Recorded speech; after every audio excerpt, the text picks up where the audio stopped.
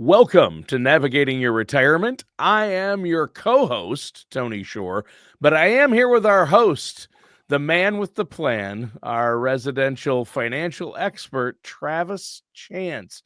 Travis, how are you doing today?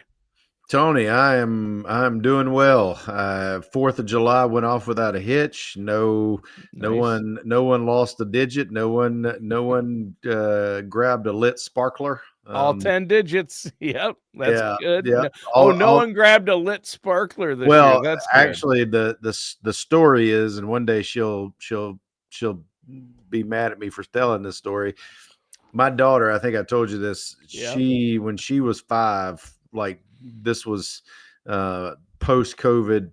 I mean, literally, uh, had a bunch of friends over at the house. We're doing fireworks. And she took the most perfect picture of her holding a sparkler, and she's just beautiful. And then all of a sudden, as soon as my wife puts the camera down and the sparkler goes out, my daughter decides to put the sparkler that just went out in her hand. So it went from the perfect scenario to crisis in a split second. Oh So, man, kind of that like had to retirement hurt. planning. You never know when you're going to grab a lit sparkler. Oh man, that had to So, hurt. yeah, yeah. So it was Ouch. it blistered and it was a burn, but it wasn't terrible. We didn't have to go to the hospital or Oh, anything. that's But good. That's good. yeah, but things can change pretty quick. And Yeah, yeah, they can. yeah, yeah. So always good to keep a cool head, and cooler heads always prevail. So Yeah, we had a good weekend too, and I'm glad you had a good um got to watch The well, let's Patriot, and while I was at it, oh watched yeah. Braveheart again too. Might as Oh, just figured it was a good weekend for long movies. So yeah, I got two good ones in. yeah, those are great movies. So, Braveheart's one of the all-time greats too. That's just an amazing movie. I mean, I don't know if they'll ever do another one like that. Hey, you know what? This is the big beautiful show today. I was gonna say we had a lot of things going on Independence Day, not just fireworks, hot dogs, and brats. Did you get a burger and a brat at the same time? I did not Did have you a put them brat on the this same year. sandwich? I had no. I did have a hot dog and a burger though. Same sitting. Did So also the triumphant return of Joey Chestnut hot dog eating back to champion. form, hot dog eating Yep. champion. I think he did what, 75 in 10 minutes. Yeah. Yeah, that's 75 hot dogs with buns in 10 minutes. that's just a normal Saturday, isn't it, Tony? Oh Lord, Oh, yep, that's what I call I Saturday. can't back that up. No, I can't back that up. No, in fact, we have a hot dog eating contest over here. Gradient Financial has one, and everybody's like, "Oh, Tony, why don't you participate? Yeah, aren't you gonna?" Because I'm a big guy, they assume I guess I could eat a lot of hot dogs and quickly, and I said, no, I'm not because I don't like to throw up is why There you I'm go. not There gonna. you go. Yeah, that's Yeah. not it's not pleasant. I don't even like watching them do it, to be Uh, honest. yeah, It's I gross. tell people I'm just fat. I'm not I don't really I have a slow metabolism, not a big appetite. So Right, there you go. That's it. That's it. uh Oh, Travis, you're the picture of health, though, oh so yeah, I mean that's a scary picture, but sure, we'll go with that. Uh, but Tony, what we were getting at earlier, a lot of things happened on the 4th. The signing of the big beautiful bill. Congress, House and Senate got it past the finish line, and Trump signed it on the 4th. But as there always appears to be, there's a lot of rumor, there's a lot of conjecture, and the text is the text. So what I thought we would do this morning is actually go through what I think are some key takeaways. I've got 4 or 5 that I've pulled, just as far as things that retirees need to be aware of, things that retirees need to at least have some idea of fact. Obviously that's always better than fiction when it comes to right. retirement planning. So because I mean, even I hate to say this, but it's the truth. Even the White House and Social Security and some of the emails that are going around right now, they're not exactly 100% factual. I like to give credit where credit's due. I do think that, especially in the short term, next 4 to 8 years, this is going to be for those retirees who work with an advisor that can actually act, develop a plan, get the ability to take advantage of it. They are going to profit. They are going to prosper. Those that don't, you're going to waste an opportunity. Tony and I have been talking about this since 2018, the Tax Cuts and Jobs Act. I don't Yep. care what anybody says. It is not permanent. It is temporary. Because you might say, well, Travis, no, they made them permanent. Well, the permanent, there was permanent tax law until Reagan changed the Carter rules, and then Bush raised taxes from the Reagan rules, and Clinton changed the taxes from the Bush rules, and Bush changed the Clintons, and Yep. Obama and Trump. And I mean, it's one election away from being not permanent. So let's just be Yeah. honest, right? Permanent is a bad Permanent word. is a loose term in They Washington. they shouldn't use it. What they did is they took off the expiration date, but Correct. that doesn't make something permanent. That does not make it permanent. If you have a can of food and the expiration date's been worn off, does that mean it's good forever? Yeah, when you open it, does No. that help? Does that help what happens next? No. But no, let's get into it. Let's talk about some of the things. Right. So first things first, let's talk about Social Security and the taxation of Social Security for retirees. There's this massive wave of misunderstanding right now, because only and the number is around 60-65%, I think, of Social Security recipients for retirees actually or about 65% don't pay taxes on those benefits because of where their taxable income is. Because Social Security is taxed at provisional income rates, not taxed as ordinary income. So there is a formula to determine whether or not Social Security is partially taxed, is taxed up to 85% of the income tax as ordinary income. There's a calculation, but 2/3 of the population prior to the big beautiful bill didn't pay tax on Social Security anyway. But what this has done is it has actually increased the standard deduction and exemption for those that are retirees. But that is also temporary, Tony. That is not permanent.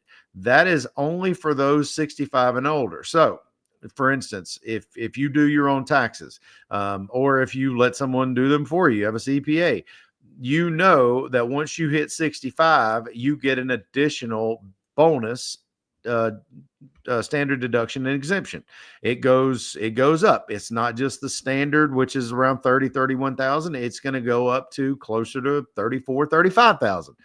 But now that deduction goes up to, because of the Senate's changes, to 6,000 over the standard deduction. So what that's going to do, Tony, is it's estimated that it's going to now eliminate Social Security tax for up to 88% of retirees and Social Security beneficiaries. So is that an increase? It certainly is. Is that going to help retirees? 100%. But is that no tax on Social Security across the board? No, it's not. That would take a actual law change and a 60 Senate vote to get done. And of course, we know that's not going to happen.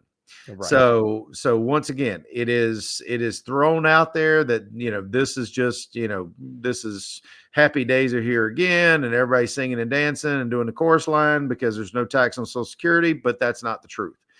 And I think what our clients love about us is, I promise this, I'm never going to tell you what you want to hear, but I'm going to tell you the truth. And the truth is, that's not the truth, right? 88% is not 100, and it is certainly not the case, Tony. So have you had any advisors that have had clients already ask about this? Because it's only July 8th and the tax bill's literally been signed 4 days. And I've already had multiple questions about, hey, is Social Security tax now? Yes, just may not be taxed for you. So have you had any advisors have that question? Yeah, I've talked to a few that have, that is one of the first questions people are asking, because it's, you know, why more people are It's asking on about every that? news station. It's on Well, every and there's ticker. conflicting reports. Yeah, yeah. Some This reports say, "No, the bill doesn't do anything to, didn't take away Social Security tax," which isn't 100% true because it did take it away for some. But other people are saying, other news reports, you know, no tax listed, the benefits of the bill, you know, no tax on Social Security. Well, that's not true. right. It may be true for some people, but, you know, like you said, 88% of the people taking Social Security isn't 100. So they can still tax Social Mhm. Security. Yeah, if you start taking additional distributions, because the phase out starts at 150, 75 for a single and 150 for a couple. Couple. And if you go up past that amount, so basically, see, I've got the numbers here because I didn't want to butcher them. So right now, let's see. So this law is actually only in place until 2028. That's another thing. This is not a permanent fix, guys. This is 2028. So you have 25, 26, 27, and 28. And then it reverts back, and you no longer keep that $6,000 additional tax deduction for over 65. If it's over 75 for a single, 150 for a couple, that is the max. And then there is a phase out, and the phase out is going to be all the way through, let's see, couples phase out ending at 250,000. So if you make as a couple 150,000 and the phase out begins, it will kind of be like a speedometer, right? You start slowing down. It's not going to go all the way to zero immediately. It's just like the Social Security tax. You don't just go from 0 to 50 and 0 to 85. It's going to be a gradual process.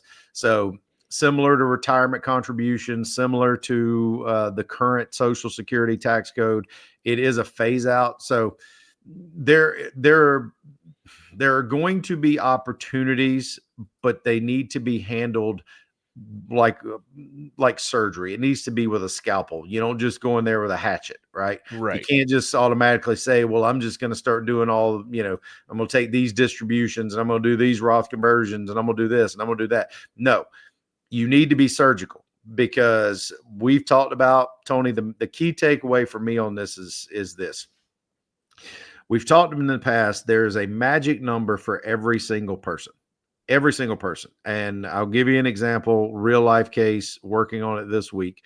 Working on a case with a client, because of how they are taking their income, because of where they are in the tax bracket, they are literally, if they're capped at about $30,000 a year, that it does not cause any, other than paying the taxes, does not cause any negative repercussions, does not Mhm. trigger their additional Medicare and IRMA cost. It does not put them in a higher tax bracket. It literally harvests the absolute most that they can out of their current situation. But if they go from 30 to 31,000, it starts triggering these negative events and it starts to go the other way. So that's their maximum level of efficiencies, 30,000. They can do less, not going to be as efficient, right? But if they do more, it starts to create a negative sequence of events. So what this is going to do is this is going to increase that. Now, because of how the other income is going to be taxed, we still don't have a finite idea, but it's also July 8th. And by the time we do our Roth conversion projections in November, we will have a firm grasp on this, and this will be something we can certainly take advantage of. And if you're out there listening, as a client, number one, keep this in mind. There are times whenever we have obviously recommended no Roth conversion is advised for this year or for a certain year, because maybe you took more in distributions than you thought. Maybe you bought a car. Maybe you had a roof that you had to fix because insurance didn't cover it with Helene. I don't know. Whatever the case is, there's always cases that year by year you need to look at. Yeah. And in the past, where it may not have been advantageous before, it certainly may be back on the table now.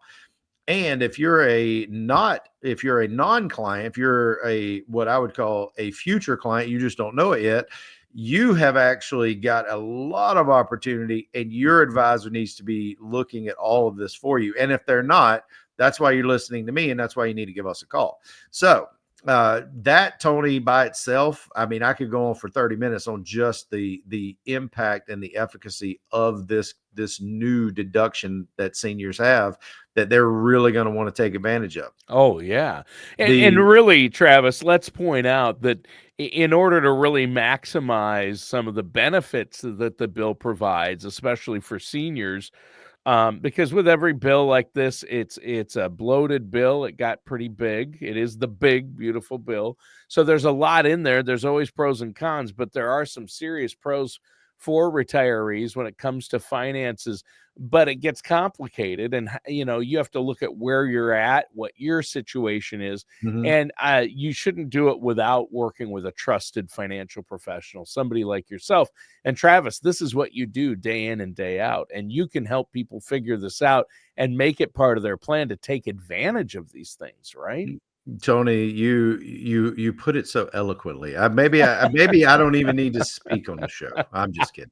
But no, yeah, that is exactly the case. I mean, Yeah. I cannot tell you how, and I'm gonna be honest with you. I am passionate about it. I am animated about it, and probably a little too passionate sometimes, because I get so infuriated whenever I hear these stories about clients that have worked with advisors for years,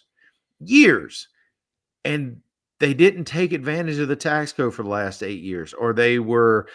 they were not in the right path, or the right tranche, or the right vein for their investments. They're taking more risk than they should. They didn't take enough because there was no contact, there was no consistency, there was no plan.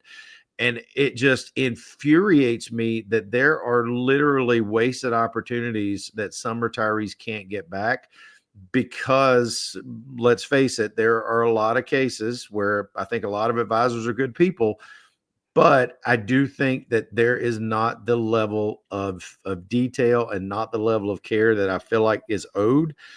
And that is why we do the show. That is why we are so passionate about getting the information out, is because I don't know another way, right? We've been screaming from the rooftops for going on. I've been on radio or podcasts in some form or fashion for 16 years. Yep. And that's why. It's because you get all this information, this constant barrage of articles, and are they tilted? Are they factual? And even some of the news outlets that you would think should be, not editorializing these things, end up editorializing them and putting their spin on it. Like, I'm not going to name the websites, but there's some that I follow that I'm like, yeah, you are completely putting a political spin on this, and you should be just saying, it's X, Y, and Z, right? And that's where I think these misleading articles cause more harm than good. That's the reason we wanted to talk about them. But let's cover a handful of other ones. We got a few minutes left. Yep. Standard deduction exemption, obviously a biggie. But also, Huge. Tony, the 10, 12, 22%, the lower tax brackets, those stayed. That's good. The